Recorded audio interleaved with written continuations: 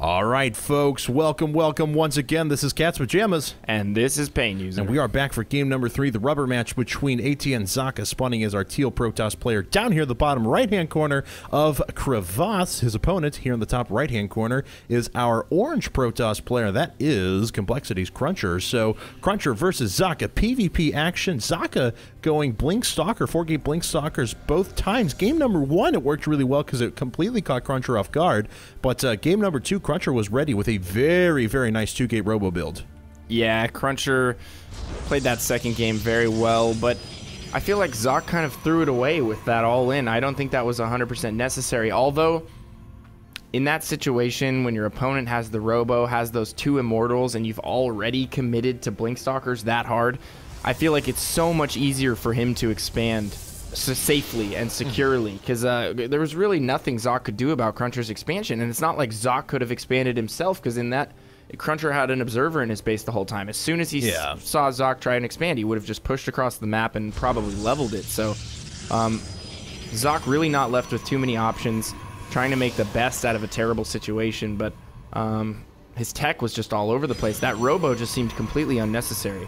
Yeah, absolutely. I mean, I guess if you had committed completely to the Void Rays and maybe instead of investing in the Robotech had waited until he had 5 Void Rays or something like that, it's even that point, though, he probably would have done more damage, but the way Cruncher was reinforcing off those 4 gates there at the end, I don't think it still would have been enough to completely win, but, you know, I mean, just because of the build order, Cruncher had already put himself in such a great position. So, well, let's see what they both have to offer this game around.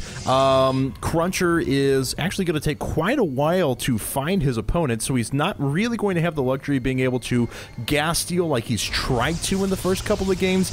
And if he actually doesn't see a second gas when he finds Zocke's base, he's actually going to have a pretty good idea that Zocke is going to go for a little bit more overt gateway pressure. There is going to be the 19 supply here pretty soon, so we'll see if he ends up going for that very quick second gas.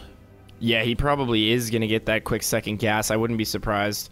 Ooh, and Cruncher might actually still get that gas steal that he's been looking for in all these games. He's going to come in here, and Zocke still hasn't stolen it yet, so he might be sneaky and just go after that. But I think Zocke is just going to grab it right away. I don't know. We're going to see here. No, he doesn't go for the gas steal this game. Both players... Well, what's going on back at Cruncher's base? He does have his second gas, and he is chronoing out that first Stalker. Both players getting their Warp Gate research. Zocke still hasn't taken his second gas, so might be seeing an expansion build out of Zocke here. He is at 300 minerals right now. Yeah, we may see an expansion, or we may see like a ridiculously powerful 4-gate as well. He may be trying to just completely trick his opponent here. Looks like the probe is sitting to the side. Back to Twilight Council once again. There's Twilight Council. So we'll see real quick if Cruncher... Yeah, he's throwing down the robo right away, so he should still be pretty well prepared if he's able... Cruncher has a hidden scout in Zocke's base. Ooh, that's actually going to be really nice for him later. Does Zocke see that? No, there's no way. Let's take a look. No, he doesn't. He does now. And he's going to scout the Twilight, and he gets a good look at it. He also sees no. He didn't catch the second and third gateways, I don't believe, but the damage has been done. He did catch the second gateway, so he knows there is a structure of some sort. Not scouting with his probe anymore, though. Going to lose that. Doesn't get sight of those gateways, and also doesn't know whether or not the Twilight was upgrading, and it's not, interestingly enough. No, it is not. So we'll see how much gas Zocke goes for. Yep, there it is. Blink Stalker just starting at the moment. Cruncher immediately adding gateway number 2, so this looks to be close to a repeat of what we saw in last game. Zocke going for a little bit later gas, though, because Cruncher wasn't threatening to steal it this time around. But Cruncher, he's going to have... Oh, wow, he's going right into an Immortal. Has he even produced an Observer? No, he knows Blink Stalker is coming. He wants to make sure that he is going to be prepared, so Immortal first this time around. And I think Immortal first is definitely the proper response to this. I mean, should Zocke try and pressure again, I can't help but think that it's just going to be a repeat shutdown just like before. But there we go. Zocke expanding behind this. That changes everything. Now he has the quicker expansion. Now the onus is on Cruncher to make some kind of a move. It's probably going to be a little while here before Cruncher expands, and I really like this decision from Zocke. Given what Cruncher scouted, he probably assumes that there's some Blink Stalker aggression on the way. Going to play defensive. It's going to be a while before he gets an obs over there to scout that expansion, and as Zoc transitions out of this, I think he's going to be coming out ahead. Yeah, absolutely. Unless Cruncher sees that and goes for the kill right away, which is certainly possible because Zaka has had to cut a few of those Stalkers here. And so, I mean, all he has for defense at the moment is just one Sentry, a Stalker, and a Zealot. He is starting to warp in a couple more units at this point, but he's also going to a Forge. So he wants really, really quick upgrades. Looks like Cruncher gets in. He does see... Let's see how quickly he goes to the expansion. I think he might have even gotten the Forge for some cannons, actually. I'm not sure, but I think you might want to cannon off his ramp. He does have a pylon going up there now, and he is going to need those defensive cannons, especially... Oh, no, Cruncher looks like he's content to just drop a Nexus, wait it out, and then get that up and running. So both players going to be working off of 2 base here. We do have Weapons 1 coming for Zoc, so he is going after those upgrades, and I'm curious as to whether or not he is going to drop a cannon. Yeah, this is really, really interesting from both our players. Looks like Cruncher decides to go straight into Robo Bay. That's a good decision. I would imagine that because of the lack of pressure, he's going to go for a much quicker Thermal Lance this time around. I think he had 2 Colossi out before he ever started Thermal Lance last game, so not feeling all the pressure. I'm pretty sure he'll go to that a little bit quicker, but he is significantly behind on his expansion. Zaka is at the advantage in supply, if only slightly, but he is way up in the number of workers he has, even if, I mean, I would say debatably, but I would say back in tech in terms of late game, but he does obviously have that very expensive Bleeding Stalker done, so he can certainly do some pretty significant damage if he's able to make a concerted attack.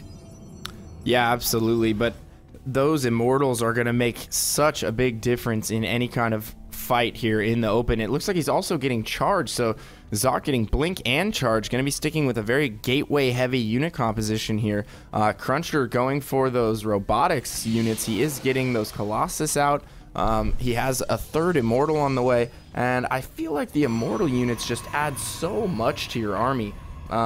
Whereas, you know, having all gateway units with upgrades and with Charge and Blink, and now adding a Robo, so Zoc might be able to equalize this by getting a Robo of his own and starting to add Colossus, and he's also going to have those upgrades, and the utility of the Blink and the Charge is going to be great for him later on in this game. I think the upgrades are going to be very, very important come mid-game here in just a second. It looks like Zoc is going to go right after these destructible debris, and Cruncher now positioning his units around, making his Immortals, putting his Immortals at the front there so we can receive those Stalkers a little bit easier. Looks like Zoc going to pull back, though, not going to finish taking down those destructible debris, just softening them up for later if he needs those. Looks like Cruncher now going after a Forge, but he would realistically need double Forge here if he was going to stay even in upgrades in any way, shape, or form. Looks like both players are still even on supply. I gotta say, this is a nice job out of Cruncher to go ahead and maintain an even footing with that supply. But Zaka is setting himself up really, really well. More gateways coming down. That's going to put him at 5, 6, 7, 8 at the moment, I believe. There's the production tab. That's what I was looking for. 8 with Templar. We do see a Templar Archives coming up, so maybe switching over to a Charge Lot and Archon-based army. Yeah, that might indeed be what he is switching to.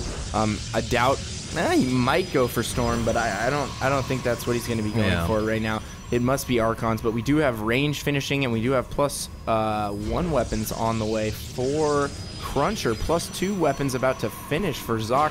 And it looks like Cruncher might be wanting to make his move here. Both players killing the rocks. However, Cruncher killing the rocks between the 2 bases. Zoc killing the rocks headed away from the 2 bases. Probably wants to expand over there on the left side. I think that's probably a safer expansion anyway.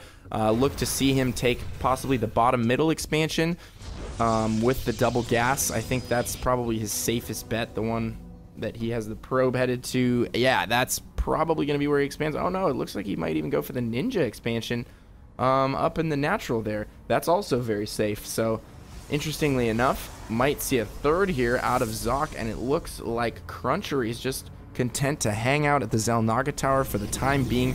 Doesn't want to press in there all the way, and we do have Archons coming out of Zoc now.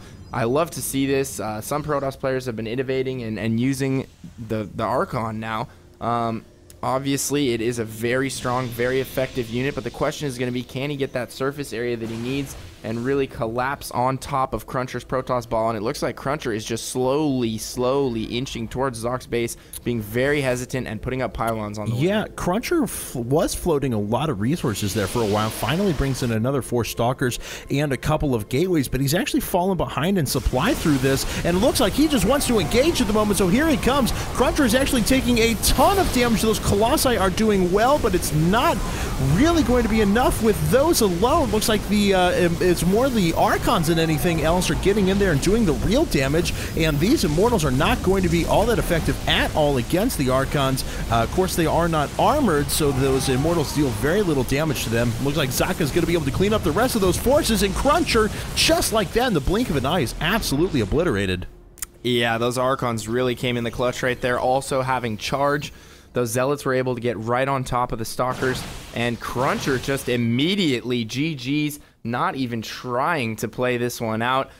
It was, in fact, over. Supply differential 53 to 111 in Zock's favor. Zock taking the series 2-1. Very well played.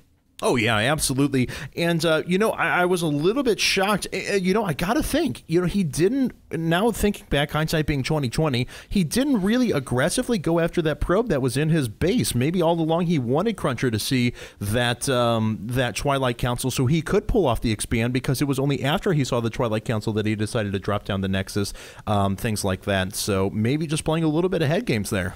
Man, that's some serious head games. I don't know if that was what was going on there, but at the end of the day, you don't want to really give your opponent any information if you can avoid doing that. But sometimes deliberate switches are used, but it's very rare, and it's almost like a hard counter type of thing. I don't know that by revealing his Blink Stalkers he would have gained anything from that, but expanding before Cruncher nonetheless, and Cruncher not comfortable to expand until getting that Observer in the base and figuring out exactly what was going on, and by that time I think it was just too little too late. Absolutely, guys. So congratulations, aTnSocke, for taking this match 2-1. This was Cat's Pajamas and Pain User. Just want to let you guys know that if you've enjoyed the IPL, please do check him out, IGN.com/IPL. Find him on Facebook, Twitter, YouTube, or Justin TV as IGN Pro League. If you've enjoyed me and Pain User's casting, please do check me out on Twitter at twitter.com/CatsPajamasSC2. And you can check me out at twitter.com/PainUser. So that's all for this time, guys. Hope you guys have enjoyed it. We'll catch you next time. Have a very, very wonderful day.